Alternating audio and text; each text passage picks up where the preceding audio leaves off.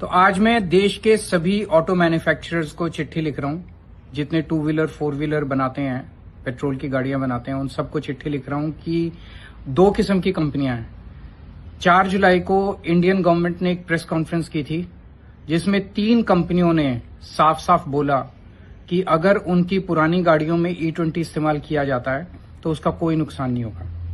ये 3 कंपनियां हैं, Maruti Suzuki India, Toyota Kirloskar Motor and Hero MotoCorp. इन तीनों को अलग चिट्ठी लिख रहे हैं। इन तीनों को लिख रहे हैं कि भाई 4 जुलाई को आपने सरकारी प्रेस कॉन्फ्रेंस में बोला था कि अगर अगर पुरानी गाड़ियों के अंदर E20 व्हीकल इस्तेमाल किया जाता है तो गाड़ी को कोई नुकसान नहीं होगा, थोड़ा सा माइलेज में ड्रॉप हो सकती है।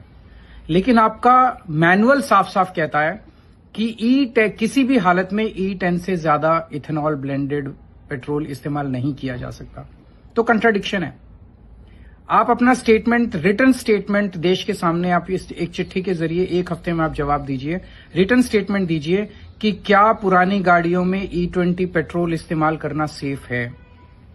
अगर आप कहते हैं कि सेफ है तो 2 प्रश्न पूछे हैं मैंने अपनी चिट्ठी में उनसे कि हमारी जो माइलेज में कमी आएगी क्या आप उसको कॉम्पेंसेट करोगे। नंबर 2, अगर हमारी गाड़ी में कोई कंपोनेंट खराब होता है तो क्या उसकी रिप्लेसमेंट को आप कॉम्पेंसेट करोगे। एक तो ये चिट्ठियां इन तीनों कंपनियों को लिखी हैं। दूसरा, देश के सभी मैन्युफैक्चरर्स को मैंने चिट्ठी लिखी है कि देश के अंदर जबरदस्त आउटक्राई है, लोगों का विरोध हो रहा है E20 को लेके। इसमें आप अपने व्हीकल्स के बारे में अपना स्टैंड क्लियर कीजिए कि क्या आपकी कंपनी के व्हीकल्स, पुरानी गाड़ियां जो हैं उसमें E20 इस्तेमाल किया जा सकता है।